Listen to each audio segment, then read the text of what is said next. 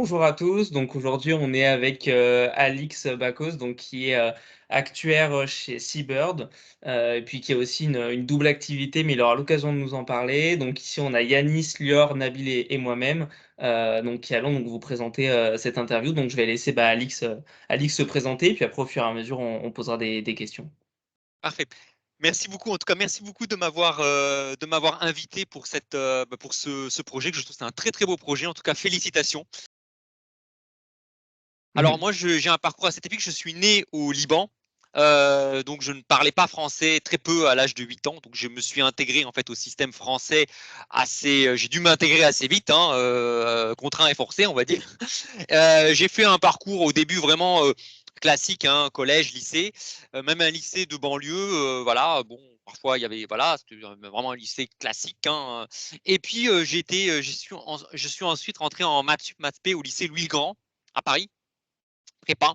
À l'issue de mes années en prépa, j'ai intégré l'ENSIE, donc qui est une école du concours central Supélec. Alors maintenant, elle est dans le concours Mine-Pont, mais elle était dans central. Alors pourquoi cette école? Parce que c'est une école d'informatique avec pas mal de finances, hein. Alors ce qu'il faut savoir en prépa, il y a beaucoup de physique, chimie, et moi j'étais plutôt orienté plus maths, informatique que physique, chimie, que les sciences dures, on va dire. Et j'aimais bien l'économie. Donc du coup, bah, j'ai fait l'NCE, ce qui m'a permis en fait de vraiment d'avoir un bon socle en informatique, base de données, langage, programmation objet, programmation classique, d'avoir des cours de finance assez vite, hein, dès la première année d'école, et de faire de la gestion de projet. Troisième année d'école, enfin deuxième année d'école, je me suis pas mal investi dans la vie associative, et à cause de mes bonnes notes, j'ai fait un double diplôme en fait au Canada, où j'ai fait un MBA en gestion de projet international.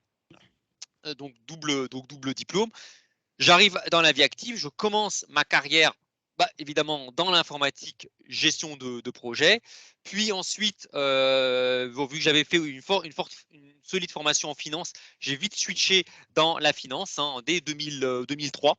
Ensuite, j'étais en Suisse, j'ai travaillé dans les hedge funds, donc une industrie très très lucrative, hein, avec des salaires, j'ai pas honte de le dire, à plus de 10 000 euros par mois en dessous de 30 ans. Et en plus, c'était à l'époque, hein, donc 10 000 euros par mois en 2004, c'est l'équivalent de 20 000 euros par mois aujourd'hui, hein, avec l'inflation. En dessous donc j'avais même pas 30 ans. Voilà, donc ce qu'il faut savoir, c'est qu'à l'étranger, on est moins regardant sur le classement des écoles, hein. J'étais en concurrence avec un polytechnicien d'ailleurs pour le poste, et j'ai été pris, ce qui en France est plus compliqué. Mais voilà, donc du coup, bah, j'ai vraiment un début de carrière informatique, finance de marché. Ensuite, je suis revenu en France, et je suis rentré chez Cardiff. Alors là, c'était par accident. Et là, j'ai appris, hein, ce que c'était qu'une provision mathématique. Je ne savais pas ce que c'était à 30 ans, hein, donc j'ai découvert ce que c'était qu'une PM, fameuse PM. Du coup, bah, je me suis plu, hein, alors toujours en finance de marché, mais côté assurance. Et ce qui m'a amené en 2012 à faire un master en actuariat au CNAM, en parallèle de ma vie professionnelle. Et c'est comme ça en fait que j'ai basculé dans le secteur de l'assurance, puisque en 2019, ça y est, je suis membre de l'Institut des actuaires depuis 2019. J'ai en parallèle passé aussi la certification Agile, donc qui est une certification en gestion de projet, mais avec les nouvelles, enfin voilà, c'est une nouvelle façon de faire de la gestion de projet. On pourra en parler s'il y a des questions là-dessus. Agile Scrum, voilà. Et depuis 2000, donc je suis actuaire depuis 2019, actuaire certifié. Et à partir de l'année 2021, donc suite au confinement, alors il y en a beaucoup qui se sont mis aux jeux vidéo, etc. Moi, en 2021, j'ai fait pas mal de vidéos, j'ai créé ma chaîne YouTube, Conquérir votre liberté financière. J'ai écrit aussi un livre intitulé Sortir du métro boulot dodo et conquérir votre liberté financière. Et à la suite de ça, en fait, j'ai été repéré par un ancien actuaire devenu conseiller en gestion de patrimoine. Et depuis 2021, j'ai la double casquette de conseiller en gestion de patrimoine. J'ai aussi toutes mes certifications AMF là-dessus. Et j'ai rejoint Seabird vers le début de l'année 2022, puisque évidemment c'est beaucoup plus cohérent d'être gestionnaire de patrimoine et consultant que d'être en interne. Et gestionnaire de patrimoine, ça peut créer quelques bisbilles, comme on dit. Du coup, c'est vrai qu'une des questions qui revient le plus souvent chez les étudiants, c'est un petit peu la différence compagnie-conseil. Toi, ça prend une autre dimension vis-à-vis de l'activité que tu as en parallèle de conseiller en gestion de patrimoine, mais si on met un petit peu ça de côté et qu'on prend juste voilà, le métier, on va dire, entre consultant et actuaire en compagnie, toi, pour toi, quelles seraient un petit peu les différences et pourquoi aujourd'hui revenir dans le conseil, et en particulier chez Seabird, voilà, quelle différence tu ferais par rapport au poste que tu as eu avant, que ce soit chez les hedge funds ou chez des banques assureurs ou voilà. Très bonne question. Alors, il y a plusieurs éléments à prendre en compte. On a le domaine technique. Si vous êtes passionné vraiment par un sujet technique hyper pointu, par exemple, je sais pas, vous aimez travailler sur Prophet ou Moses ou vraiment très pointu, vaut mieux presque être en compagnie. Parce qu'en Mm. compagnie, vous pouvez rester 3 ans, 4 ans, 5 ans, 6 ans sur le même poste et puis vous creusez, vous creusez, vous creusez. Et en fait, ça dépend des phases de la vie. J'ai eu des phases de ma vie où je voulais vraiment creuser, creuser comme un bourrin, comme on dit. Et puis, quand le conseil, en fait, c'est si vous avez envie, tous les 3 mois, 6 mois, 1 an maximum, de changer, d'avoir des missions très différentes. De passer, là, par exemple, actuellement, moi, vous savez, hein, j'ai un profil ALM, finance de marché. Et là, actuellement, j'ai une mission, c'est super, super intéressant, une mission en non-vie sur IFRS 17 et je travaille dans le contrôle de gestion. Très, très, très éloigné de ma zone. Et dans le conseil, en fait, un des gros avantages, c'est que en fait, en 3 ans dans le conseil, en fait, vous avez la même expérience que 10 ans en interne. Par contre, vous creusez moins les sujets. Hein, souvent, dans le conseil, on dit que vous êtes expert au bout d'un an. C'est pas totalement vrai. Enfin, c'est un peu illusoire de se prétendre expert sur Prophet ou sur Moses ou en ALM après 1 ou 2 ans. Mais bon, bah, les cabinets de conseil le présentent comme ça. Et effectivement, voilà, c'est un peu la différence. C'est-à-dire que quelqu'un qui veut vraiment être expert vaut mieux l'interne. Quelqu'un qui veut plus apprendre, enfin faire plein de choses différentes, développer le business, manager rapidement. Dans le conseil, on manage très très vite. Avoir un peu une casquette commerciale, vaut mieux le conseil. Et enfin, évidemment, pour les personnes qui ont envie d'avoir un. Alors, je ne parle pas d'un hobby type foot, basket et tout. Là, peut-être vaut mieux presque être en interne parce que, évidemment, dans le conseil, vous avez plus d'horaires qu'en interne. Mais quelqu'un qui veut développer une activité comme moi, un conseil en gestion de patrimoine, typiquement, c'est plus facile dans le conseil parce que vous créez de la relation aussi. Parce que en interne, une dernière grosse différence entre l'interne et le conseil, en interne, en fait, pendant moi, je suis déjà resté 6 ans, 6 ans dans le même poste en interne. En fait, en 6 ans, j'ai dû peut-être croiser, travailler vraiment à fond avec 10 personnes en 6 ans. Mm. Parce que les gens ne bougent pas et puis c'est très voilà. Alors que dans le conseil, en 3 mois, vous avez déjà travaillé avec 10 personnes différentes. Donc c'est très très rapide. D'ailleurs, je ne serais peut-être pas devant vous si Mm. j'étais resté en interne. Je n'aurais pas connu Geoffroy parce que bon, en interne, voilà, on recrute peut-être un candidat tous les 3 ans. Donc, il faut passer peut-être 4 ou 5 entretiens d'embauche tous les 10 ans. Donc, j'aurais jamais connu Geoffroy. Donc, le conseil, c'est aussi une excellente école, entre guillemets, pour faire de nouvelles rencontres. Et c'est ça qui est super aussi. Donc, de ce que j'ai pu comprendre, tu as pu faire ton choix de t'orienter vers la finance avant de rentrer dans l'école d'ingénieur. Donc, c'était au cours de ta prépa ou même avant. Et par rapport à ça, quelles ont été tes motivations à entrer dans ce domaine-là? Alors, en fait, il y a deux choses que j'aime, moi. En fait, j'aime les maths, bien les chiffres, j'adore les chiffres. Et j'aime le relationnel, j'aime les maths et j'aime l'actualité. J'adore l'actualité. Avec Geoffroy, on a discuté pas mal d'actualité. J'adore l'actualité. Je sais que cette semaine, par exemple, il va y avoir la Réserve fédérale, la Banque centrale européenne. Il y a plein de publications qui sortent. C'est une très grosse semaine. Or, en fait, si vous voyez, quand vous faites des sciences dures en prépa maths P, en fait, vous êtes orienté plutôt vers la physique, les sciences de l'ingénieur. Or, les sciences de l'ingénieur sont des sciences dures. C'est pas un domaine où vous créez beaucoup de la relation. Le relationnel, bof, bof. L'actualité, bon, de temps en temps, oui, vous vous mettez au tout courant des dernières innovations technologiques, Mm. mais ça bouge pas. Alors que finalement, le seul métier qui vous permet à la fois de manipuler des chiffres, des nombres, d'être au contact avec l'actualité et de créer de la relation, c'est la finance. Et du coup, moi, j'ai une question un petit peu transverse qui est au niveau du titre d'actuaire. Finalement, pourquoi l'avoir passé, ce titre-là d'actuaire? pourquoi aussi tard aussi? Et quel est un petit peu ouais, l'avantage, voilà, la plus-value qui en ressort aujourd'hui dans ta vie professionnelle? Ou est-ce que tu avais un besoin, par exemple, pour monter en grade, en hiérarchie, je sais pas, enfin, voilà, qu'est-ce qui t'a poussé et à quoi ça t'a servi? Qu'est-ce que ça t'a apporté vraiment de te relancer dans des études en plus? Parce qu'il me semble que le CNAM, c'est quand même quelque chose d'assez difficile en plus. Voilà, donc qu'est-ce que ça a pu t'apporter? Alors, comme on dit, c'est l'occasion qui fait le larron, hein, pour prendre l'expérience. C'est qu'en fait, je suis arrivé dans l'assurance par hasard en 2006 chez Cardiff. Donc, au bout de 6 ans, 7 ans dans l'assurance, j'étais chez Cardiff, donc pas mal de temps. Après, j'étais chez PwC, donc j'ai travaillé encore en ALM. Et là, je me suis dit, bah, c'est un peu dommage. Je voyais bien que dans l'assurance, on fait une distinction entre actuaire et non actuaire. Je me dis, Mmh. c'est un peu dommage. Ça fait maintenant 6 ans que je suis dans l'assurance, 7 ans. Même si je suis plutôt côté ALM vie, finance de marché en ALM, gestion d'actifs, c'est un peu dommage de ne pas passer l'actuariat, sachant que au CNAM, en fait, comme mon ancienne école, l'NCU, avait un partenariat avec le CNAM, en fait, il y a certains modules, notamment tous les modules de finance, j'ai pu obtenir des équivalences. Ce D'accord. qui fait que finalement, beaucoup de choses, en fait, étaient déjà acquises, étaient déjà validées, rien qu'avec ma formation d'ingénieur avant. Sans parler du fait que j'avais déjà un sujet de mémoire avant même de me lancer dans l'actuariat, qui était les générateurs de scénarios économiques. Je me suis dit finalement, la charge de travail par rapport finalement à ce que ça va m'apporter, bah, valait mieux travailler encore, faire un petit coup de collier et avoir le titre que rester sans le titre. Mmh. Primo. Deuxième, ce qu'il faut savoir, moi, j'ai toujours aimé la gestion de patrimoine. Ce qu'il faut savoir, il y a 4 certifications en gestion de patrimoine. Sur les 4, il y en a 2 où il y a une équivalence avec le titre d'actuaire et pas nécessairement avec le titre d'ingénieur.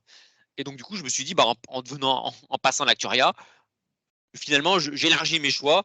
J'augmente finalement ma valeur ajoutée dans le monde de l'assurance. Et si je veux switcher en gestion de patrimoine, tout ce que j'aurais fait en actuariat, bah, j'aurais pas besoin de le refaire en gestion de patrimoine, notamment tout ce qui est gestion des assurances vie. Aujourd'hui, je gère des assurances vie en tant que conseiller en gestion de patrimoine. Je suis habilité à le faire. Et ça, c'est grâce au titre d'actuaire qui m'a permis de faire ça. Dans ce sujet-là d'ALM, pour toi, c'est quoi les qualités à avoir pour occuper un poste dans ce domaine-là et à quoi ressemble un peu ce poste-là? Est-ce que c'est plus de la production? Est-ce que c'est plus, est-ce que c'est un poste qui est assez cyclique au niveau de la charge de travail? Ce qui est très bien en ALM, c'est que vous avez les deux. Vous avez une problématique production, notamment tout ce qui est calcul des SCR, production des QRT, calcul des éléments liés à IFRS 17, notamment le VFA pour tout ce qui est assurance vie. Donc, il y a tout l'aspect production, mais il y a aussi une partie R&D. Typiquement, là, par exemple, on va faire une conférence avec Seabird sur l'impact, quel sera l'impact des hausses de taux successives sur l'assurance vie, surtout s'il venait y avoir des rachats côté passif. Donc ça, il y a aussi tout un aspect R&D que l'on ne trouve pas forcément ailleurs. Par exemple, si vous faites du provisionnement, vous faites de la tarification, vous n'avez pas énormément de latitude en R&D. Alors qu'en ALM, vu que vous êtes à la fois sur le passif et sur l'actif, il y a une forte problématique de R&D. Et d'ailleurs, actuellement, j'encadre un apprenti et on anime un groupe de travail au sein de l'Institut des actuaires avec des directeurs financiers, etc., où finalement, on est en train de faire un petit modèle en assurance, en actuariat non-vie pour optimiser l'allocation d'actifs en actuariat non-vie. Donc voilà, donc c'est un domaine, la LM, que ce soit en ALM vie ou en ALM non vie, qui offre beaucoup d'opportunités de faire de la R&D. C'est vrai que du coup, il y a pas mal de gens qui sont intéressés par ce domaine-là. Et moi, du coup, j'ai une question un petit peu sur la nécessité d'avoir une culture financière pour travailler dans l'ALM, parce que c'est vrai que toi, tu viens plutôt du côté actif. Nous, on n'a pas cette expertise-là. Voilà, a priori, on ne fait pas une formation qui va nous amener à travailler dans des hedge funds, etc. Et du coup, est-ce que tu penses que bah, déjà c'est quelque chose qui t'a beaucoup aidé à travailler dans la LM et nous étant donné que voilà on sort d'une formation un peu plus classique, on va moins faire de finance de marché, c'est moins orienté finance de marché, bah, est-ce que ça peut nous porter préjudice ou comment on peut un petit peu voilà, adapter ça pour pouvoir travailler dans l'ALM? Enfin, est-ce que c'est quand même compatible, ces Alors, choses-là? pour rassurer les personnes qui nous écoutent, maîtriser la finance de marché, etc., n'est pas, heureusement d'ailleurs, un prérequis pour rentrer en ALM. L'ALM est un domaine qui accueille des personnes d'horizons différentes. Ça peut être des personnes qui viennent du monde de tout ce qui est inventaire, tarification, provisionnement, mais ça peut être aussi des personnes qui viennent du monde de la finance de marché. Donc c'est un milieu, il n'y a pas besoin forcément d'être un expert sur la partie vraiment finance de marché. Néanmoins, c'est sûr que c'est toujours un plus. Hein. On va pas se cacher. C'est toujours, c'est un petit peu, pour faire la métaphore, c'est un peu comme en prépa. Bah, les matières qui permettent d'entrer à l'école polytechnique, c'est souvent l'anglais et le français. Parce que tout le monde avait à peu près les mêmes notes en maths et en physique. Et c'est souvent l'anglais et le français qui départageaient. Donc effectivement, un recruteur, s'il a deux personnes en face de lui, un qui a un profil finalement classique, qui connaît un petit peu, par exemple, les A point, point, les AX, tout ça, qui connaît à peu près les modèles financiers standards, parce qu'il a fait de la finance en actuariat, et quelqu'un qui a exactement les mêmes choses, mais qui en plus a travaillé en finance de marché, et connaît un petit peu, connaît vraiment, est à l'écoute de l'actualité, ben forcément, cette personne-là, elle va avoir un avantage. Mais c'est au cas où il y a deux personnes qui se ressemblent, il y en a un, mais ce n'est pas un critère rédhibitoire. Surtout quand on est jeune. Hein, quand on est jeune et qu'on rentre dans l'ALM, si je peux vous rassurer, on va pas, enfin, les recruteurs savent bien que de toute façon, quand vous êtes junior, vous ne pouvez pas tout maîtriser. C'est impossible. Mmh. C'est impossible. Et moi-même, en sortant de l'école, je ne connaissais pas grand-chose à la finance de marché. Hein. Donc voilà, ça peut faire la différence quand on commence à avoir de l'expérience et qu'on est en concurrence avec d'autres personnes expérimentées. Donc là, effectivement, oui, ça peut avoir un impact. Et donc sinon, comme tu as pu, le faire, en te présentant, tu as pu nous dire que tu avais un parcours, où tu as pu voir, d'autres pays, que ce soit dans tes études ou même dans ta formation, j'imagine, enfin, je pense au Canada et à la Suisse. Est-ce que tu as pu voir des différences, même si c'est pas forcément d'actuariat, mais au niveau du monde de la finance entre, la France et ces pays-là? Alors, une différence, c'est que dans les pays anglo-saxons, on regarde on regarde énormément l'expérience et la personnalité. En France, on a souvent, malheureusement, tendance à avoir des préjugés. Alors, hein, typiquement, moi, j'ai déjà vu, par exemple, dans des groupes, dans des boîtes comme Goldman Sachs, enfin, des grosses, des belles boutiques, avoir un directeur de salle de marché, hein, trading, qui est prof de philo. Ce qui en France est inconcevable. En France, je ne vais pas citer des noms d'entreprises, hein, bien évidemment. Vous allez dans les banques traditionnelles, vous verrez salle de marché, Polytechnique, ENS, quoi. Et éventuellement Centrale Paris, Mine Paris, et puis voilà.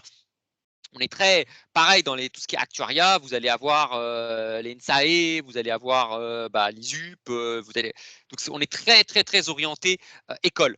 Alors qu'à l'étranger, ce qu'il faut savoir, c'est que souvent, par exemple en Suisse, où j'ai pas mal travaillé, souvent les gens sont diplômés à 30 ans. Parce que souvent, les gens, ils ont le bac, hop, ils travaillent un an, ils font un an d'école, ils reviennent un an au travail, et ainsi de suite. Donc, on est plus finalement, le diplôme se tient souvent avec le temps. Alors qu'en France, on est très, voilà, on fait prépa, il y a même des limites d'âge. Hein, pour rentrer à Mmh. Polytechnique, c'est 21 ans. Enfin, vous avez énormément d'écoles, vous avez des barrières d'âge. Vous ne pouvez pas, que vous ne pouvez pas rentrer au-delà. Alors qu'à l'étranger, vous avez souvent par rapport à ça, une plus grande ouverture, on va dire.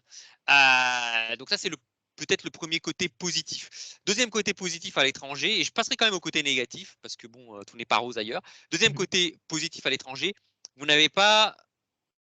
Alors là, je sais que ça va peut-être refroidir pas mal de personnes. Vous n'avez pas de préjugés sur l'âge. Ce qu'il faut savoir, c'est qu'en actuariat, passé 40 ans, 45 ans, vous êtes vieux. C'est-à-dire que moi, de plus en plus, vous postulez après 40-45 ans, on vous dit vous êtes trop senior. Alors, on ne va pas oser vous critiquer sur l'âge parce que c'est des peines de prison quand même. Hein. Enfin, barrer la candidature de quelqu'un sur l'âge, c'est aussi grave que de barrer sur la couleur de peau, l'orientation sexuelle. Du coup, ce que font les recruteurs, c'est que, alors autant il n'y a aucune discrimination en France sur couleur de peau, sexe, enfin, dans nos métiers en tout cas, en finance, en actuariat, aucun. Enfin, vraiment, j'ai pas vu de discrimination. Par contre, sur l'âge, il y a un réel problème avec ça. D'ailleurs, je ne comprenais pas pourquoi je voyais les gens au-dessus de 42 ans, 43 ans qui ne bougeaient plus. pourquoi ils ne bougeaient pas quand j'avais 20, 29 ans, 30 ans. Et en fait, je comprends maintenant, c'est que passé 40 ans, c'est de plus en plus compliqué de bouger parce que vous avez énormément de freins avec l'âge. Ce qui n'est pas le cas à l'étranger. À l'étranger, 45 ans, 50 ans, 55 ans, voilà. Si vous êtes prêt à accepter un salaire plus bas, tant que vous rentrez dans le budget, parce que bon, il y a des budgets, hein, bah, il n'y a pas de problème. L'âge, on s'en fiche. C'est une question de budget. Alors qu'en France, on a énormément de préjugés sur. On considère que quelqu'un qui a passé 40 ans, il a plus de mal avec l'informatique, il a plus de mal avec les calculs. Enfin, il y a beaucoup, beaucoup de préjugés là-dessus. Donc ça, c'est le côté, c'est vraiment un côté assez négatif finalement. Et ça, que ce soit avec les recruteurs ou avec les clients. Ah, parce qu'on pourrait se dire oui, les recruteurs, mais même avec les clients en actuariat, regardez dans le monde des freelances, il n'y a pas beaucoup au-dessus de 45 ans, ça devient compliqué. Ça devient compliqué, ce qui n'est pas le cas dans la gestion de patrimoine.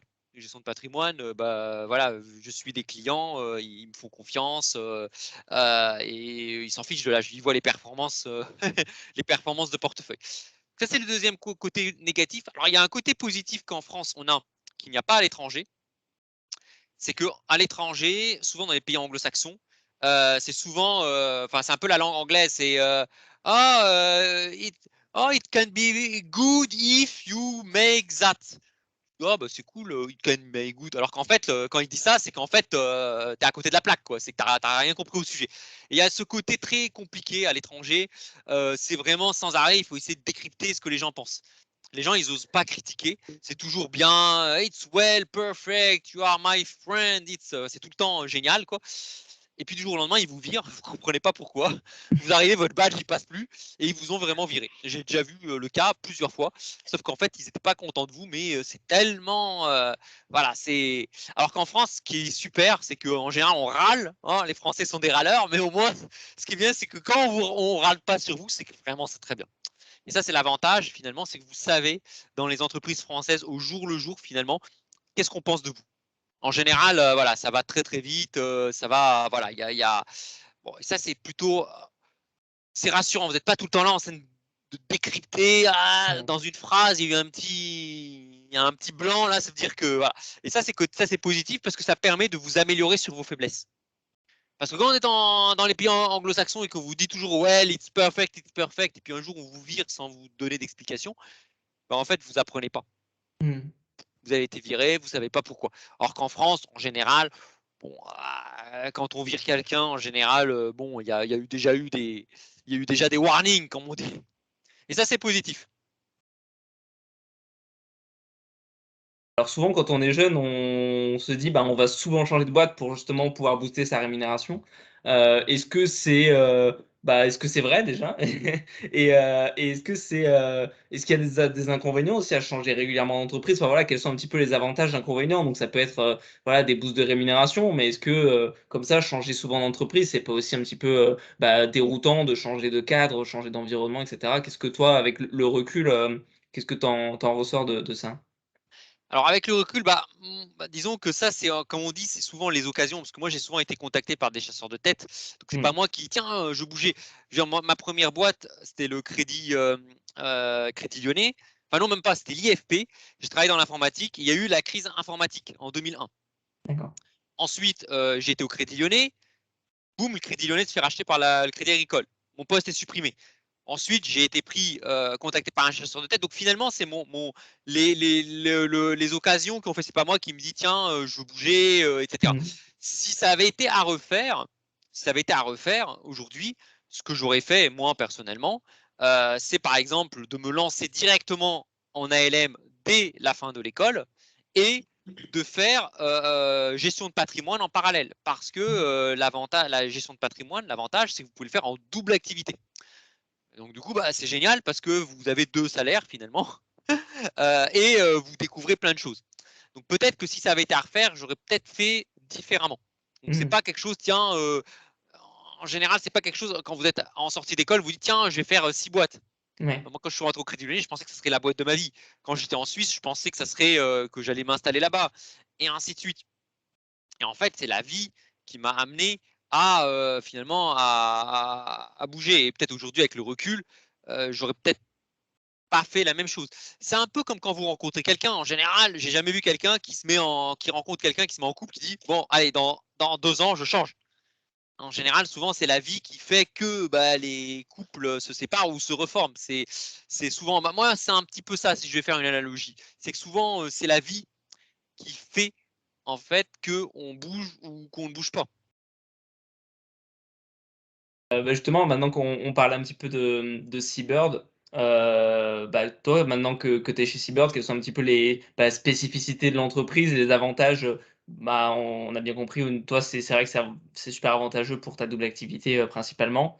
Mais d'un point de vue purement voilà, salarié de l'entreprise, actuaire chez Seabird, quelles sont un petit peu les choses qui les différencient Seabird des autres entreprises dans lesquelles tu as pu travailler, les avantages de la structure, par exemple? Alors, ce qui est très bien, alors chez Seabird, il y a 2 choses qui sont très intéressantes. La première, c'est que c'est un cabinet en fait qui s'est construit sur d'autres practices que l'actuariat. Notamment, il y a 4 practices, hein. Il y a la practice ASF, donc tout ce qui est plutôt, on va dire, gestion de projet, donc c'est la practice initiale, hein. Seabird s'est développé là-dessus. Donc il y a beaucoup de tout ce qui est gestion de projet, aide à la décision. Vous avez la practice transformation. Ça, c'est très intéressant, hein, tout ce qui est transfo, organisation. Donc là, vous intervenez vraiment au sein des organisations et vous apportez du conseil, un peu comme du conseil en stratégie.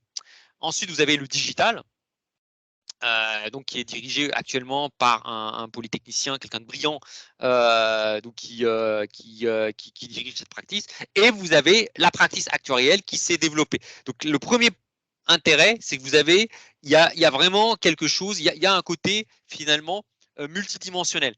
Vous n'êtes pas vraiment dans l'actuariat pur avec finalement un spectre qui est très léger. Vous pouvez très très bien intervenir en dispositif comme actuaire au sein d'une équipe qui intervient dans un projet plus global. Donc ça, c'est super intéressant. Le deuxième point qui fait la spécificité de Seabird, et peut-être de quelques autres cabinets de conseil, c'est Pierre Théron.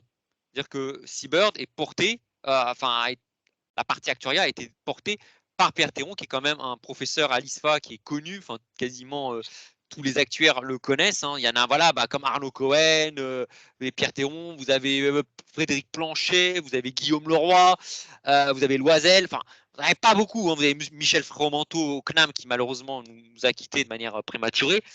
Donc vous avez vraiment quelques profs connus, alors, pas beaucoup, hein, à peine une dizaine, qui sont agrégés, ce qu'il n'y a pas beaucoup, hein, alors, vous avez les actuaires associés, donc les jeunes, quand vous serez diplômés, vous serez tous associés.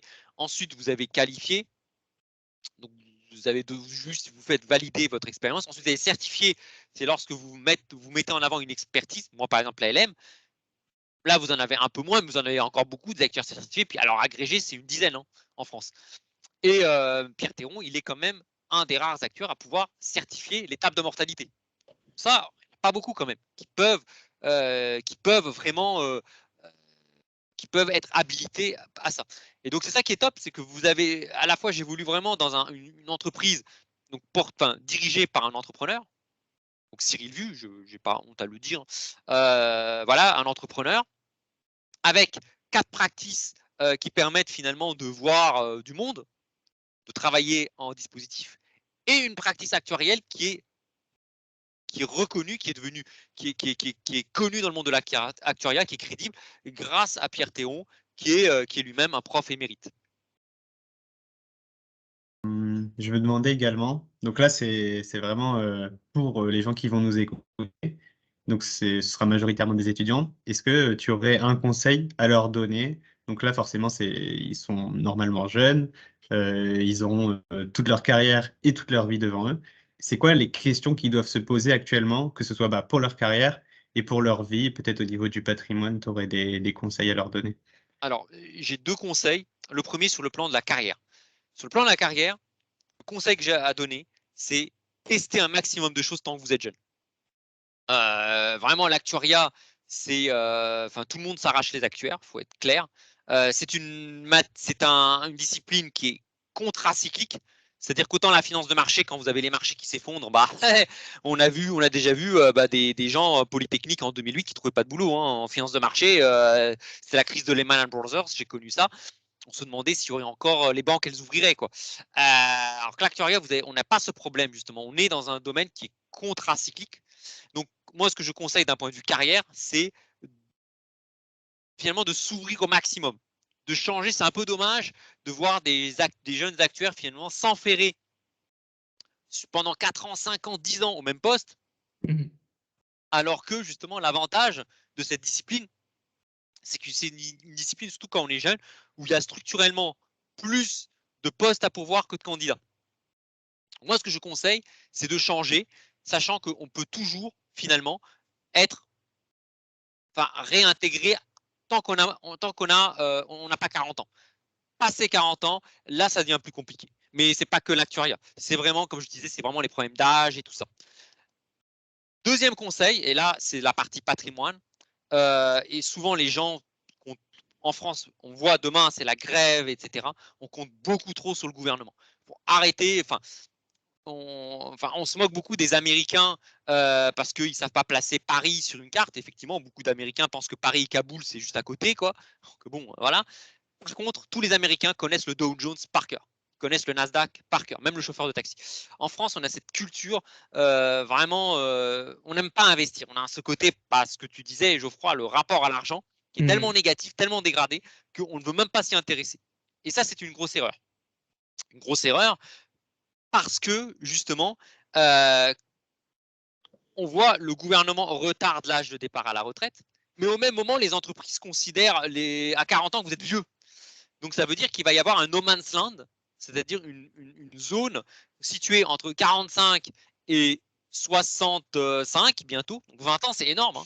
Un no man's land de 20 ans où si on a le malheur de perdre son travail, d'avoir un accident de parcours, bah, on est très mal. On est très mal parce qu'on est trop vieux, donc on ne peut pas postuler sur des postes de 30, 35 ans, quitte même en acceptant une baisse de salaire, parce que les recruteurs ne veulent pas. Je vais vous donner une petite anecdote. Après, voilà, une petite anecdote. Une fois, j'ai postulé pour un poste, une mission en freelance. C'était en 2019 ou 2000, ouais. Donc j'avais 42 ans. Une mission en freelance. Le TJM, alors évidemment, le client cherchait quelqu'un qui avait à peu près 7 ans d'expérience. Et donc, bah, évidemment, le TJM, donc le taux journalier, le taux journalier était forcément plus bas. Mais bon, moi, ça m'allait, c'était intéressant, la mission me plaisait et tout. Donc moi, j'ai dit OK pour le TJM. J'ai arrangé mon CV pour caler ce que demandait le client. Et donc, du coup, j'ai taillé à l'arrache dans mes expériences et dans mes diplômes pour arriver à 7 ans. Donc, toutes les expériences en finance de marché, par exemple, je les ai enlevées, ça ne sert à rien, c'est pas ce que demande le client. Et donc, c'était nickel. J'ai mis mes 7 ans d'expérience que j'avais réellement autour du besoin du client. Donc ça, par exemple, un anglo-saxon, il adore ça, quoi. Les anglo-saxons, c'est génial, quoi. Donc, à un moment, je devais passer l'entretien et tout. Et puis, à un moment, le cabinet qui m'appelle, il me dit, il y a un problème, le client, il annule l'entretien. Pourquoi ? Ils ont été sur Seabird et ils ont vu que vous n'avez pas 7 ans d'expérience, mais que vous en avez 17 ans. Alors, je dis, je vois pas où est le problème. Tous les diplômes sont là, les expériences mentionnées sur le CV sont là, etc. Il dit oui, mais ils en ont déduit. Et ça, il me dit, mais ça, faut pas m'enregistrer. Ils en ont déduit que vous avez beaucoup plus que 40 ans et que ça leur pose problème parce qu'ils pensent que vous aurez du mal à vous intégrer dans l'équipe. Voilà. Donc ça, typiquement, ça, c'est la discrimination pure et simple sur l'âge. C'est pas un problème de salaire, de TJM. C'est pas un problème d'expérience. Je cadrais dans ce qu'ils voulaient. C'est vraiment. Alors ça, ils l'ont pas dit tel quel, parce que comme je vous dis, c'est de la prison. C'est 5 ans de prison, une discrimination sur l'âge, comme sur la couleur de peau, comme sur tout. Mais voilà, c'est une manière détournée finalement de bloquer. Donc le conseil que j'ai pour les étudiants, c'est penser patrimoine. Honnêtement, moi je vois chez Seabird, j'ai ma double casquette, beaucoup de gens en fait me confient, ouvrent des assurances vie avec moi. Je les guide, je leur fais faire pas mal d'investissements. Ça peut être du Girardin, ça peut être il y a plein de choses, on s'en rend pas compte. Il y a de la SCPI, il y a du démembrement, il y a de l'assurance vie, il y a des plans d'épargne retraite, il y a le Pinel, il y a les monuments historiques, il y a énormément de choses. Et moi justement, quand on est jeune et qu'on commence, on a une énorme capacité d'emprunt. Et on a une capacité d'épargne, parce qu'on n'a pas d'enfants, souvent.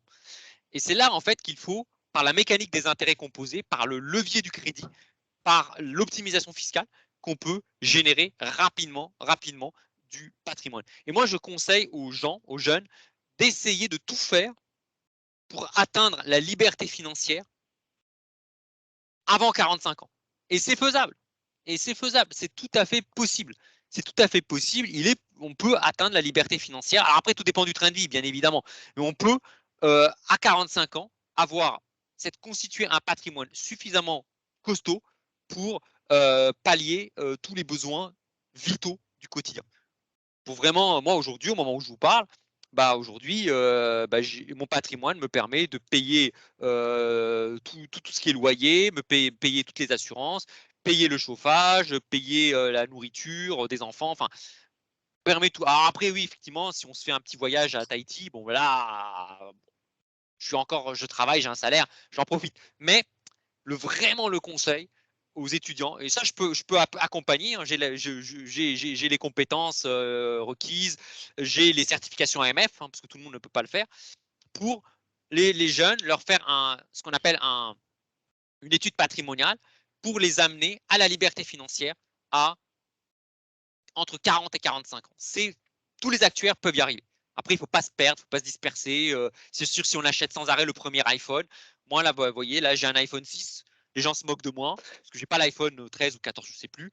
Bah ouais, mais sauf que l'argent économisé à ne pas acheter le dernier iPhone venu, c'est de l'argent que j'ai placé sur les marchés, que j'ai placé dans de l'or. On parle d'inflation, j'ai de l'or, que j'ai placé dans des SCPI, que j'ai placé dans du Girardin, etc., etc., etc. Et sur 20 ans, toutes ces petites dépenses qui servent à rien, que vous évitez de faire, c'est de l'argent qui vous servira plus tard pour atteindre la liberté financière. Typiquement, si par exemple vous voulez, alors j'ai pas les détails, mais si vous voulez, par exemple, si vous voulez avoir une rente de, on va dire n'importe quoi, hein, de 500 € par mois à la retraite, en économisant 50 € par mois à partir de 25 ans, vous y arrivez. Si vous attendez 10 ans, c'est plus 50 € par mois qu'il faut mettre, c'est 150 €. Et si vous attendez 20 ans, c'est 300 €. Donc, vous voyez, donc plus on s'y prend tôt, et plus, en fait, on n'a pas besoin de faire un effort si important que ça pour arriver à un patrimoine, je ne dis pas d'être richissime, d'être milliardaire, mais au moins un patrimoine qui met sa famille à l'abri du besoin.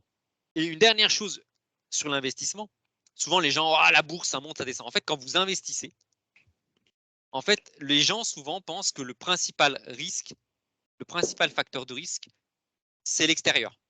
C'est l'économie, c'est la géopolitique, c'est etc., etc. Et souvent, les gens prêchent par orgueil en pensant que le facteur de stabilité, c'est eux-mêmes. Alors qu'en réalité, c'est l'inverse. Avec le temps, alors ça, c'est un peu triste, avec le temps, votre santé ne fait que se dégrader. Donc, en fait, avec le temps qui passe, le principal facteur de risque, c'est vous. C'est vous, moi, vous. Parce que votre santé elle se dégrade, vous prenez de l'âge, vous êtes tributaire d'un aléa de la vie, d'un divorce, d'un machin, d'un truc. Enfin, on s'en rend pas compte, mais le principal point faible de chaque individu, c'est lui-même. Et le moindre P, entre guillemets, ça se voit tout de suite. Vous êtes salarié, vous échangez du temps contre de l'argent. Donc dès lors qu'il y a un petit P dans la vie qui fait que votre temps, vous êtes moins efficace, vous tombez. Demain, Mbappé, il se casse la jambe, c'est fini. Hein. Football, terminé. Carrière terminée. Nous, c'est pareil. Alors que quand vous investissez, vous pariez sur l'intelligence de la société. En fait, vous mutualisez. Pariez sur l'intelligence collective. Et la société, vous inquiétez pas, elle trouve toujours des moyens pour résoudre les problèmes. On a vu avec le Covid, tout le monde croyait que c'était la fin du monde. C'est passé. La guerre en Ukraine, visiblement, ça n'embête pas les marchés. Hein. Le CAC 40 est à ses records historiques au moment où je vous parle. Il est revenu à ses records historiques. En fait, la société, finalement, elle arrive toujours à rebondir. En fait, investir, c'est miser sur la capacité de l'homme avec un grand H, la femme et l'homme avec un grand H, d'avancer, c'est parier sur le progrès. Or, le progrès, il est continu. Ça fait 3000 ans que l'humain n'arrête pas de progresser et ça va continuer. Prenez Bernard Arnault, l'homme le plus riche du monde maintenant. Ça y est, Cocorico, il est français. Bon, sa fortune, 200 milliards d'euros. Est-ce que vous pensez qu'il a fait 200 milliards d'euros en faisant métro boulot dodo tous les jours et en faisant des... Non, Bernard Arnault, patron de LVMH, à 18h pétante, il était chez lui. Il s'occupait de ses enfants. Et ses enfants, il en a 5. Ils ont tous fait Polytechnique, Centrale, Subdeco, tout HEC. Ils ont fait, ils ont fait le top parce qu'il était là. Et c'est son argent qui travaillait pour lui. Il faisait travailler son argent. Et ça, c'est et d'ailleurs, il a même alors qu'il est polytechnicien, il a un CGP qui lui gère son argent. Alors qu'il est polytechnicien, les maths, ça n'a aucun secret pour lui. Mais voilà, il sait, c'est quelqu'un c'est quelqu'un qui investit. Et souvent, vous verrez dans les premières fortunes mondiales, même première fortune de France, les plus hauts revenus de France, c'est pas des gens qui font des horaires, qui bossent 15 heures par jour ou 20 heures par jour. C'est des gens qui travaillent, c'est sûr, mais qui travaillent efficacement, qui savent éclater leur temps, un temps pour le boulot, un temps pour l'investissement, un temps pour la famille. Et c'est souvent ceux-là qui paradoxalement réussissent à la fois leur vie de famille et à la fois leur vie d'investisseur, leur vie professionnelle, leur vie financière. Écoute, merci beaucoup pour tous ces conseils. Je pense que on a parlé de ton parcours, on a parlé d'actuariat, on a même parlé de finance, Ah, de gestion de patrimoine. Et c'est vrai que c'est quelque chose qui est intéressant parce que c'est aussi pour ça qu'on s'est permis de te contacter. Parce que l'idée de ce projet, c'est aussi d'interviewer des gens qu'on n'a pas forcément l'habitude de croiser partout. Voilà, parce que c'est vrai que chaque personne à l'ISUP va faire des entretiens, va rencontrer des personnes, etc. Mais l'idée, c'est de présenter un petit peu des profils atypiques et qui permettent voilà, de se poser des questions et d'avoir des schémas de carrière, un petit peu des exemples. ouais, moi c'est pareil, ça a été vraiment un plaisir. Mais n'hésitez pas, pour s'il y a des gens qui ont des questions personnelles. J'ai mis des liens, il y a le lien Oui, sur ma tout à chaîne fait. YouTube, le lien sur Seabird, il y a des gens qui ont des questions sur Seabird, et le lien sur mon site internet, parce que j'ai aussi un site internet qui a été développé, dont le développement s'est achevé le week-end dernier. Et mon adresse personnelle, si des gens ont des questions voilà, sur les carrières, voilà, sur un peu des conseils, franchement, j'ai aucun problème à répondre à ces questions.